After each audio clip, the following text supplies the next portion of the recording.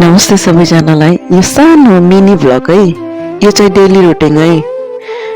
बिहान उठ्यो 6 बजीतिर हैन, फ्रेस भयो, नुहायो धुवायो, अनि त्यसपछि टक्क ड्रेस लगायो, अनि त्यसपछि आफ्नो ओछ्यान मिलायो, आफ्नो बिस्तारा हैन मिलायो।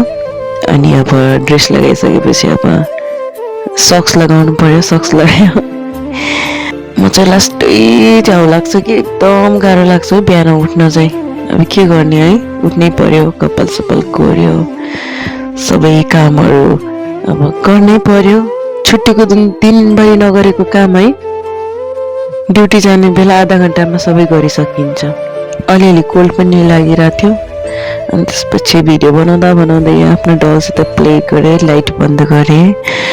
अब यस्तै हो होइन, सुज लगायो, चप्पल मिलाएर राख्यो, अनि त्यसपछि मेन गेट लगायो, टक्क गयो, लिफ्ट थिच्यो। अब लिफ्टको लागि 5 मिनट वेट गर्यो, अनि बाहिर निक्ल्यो।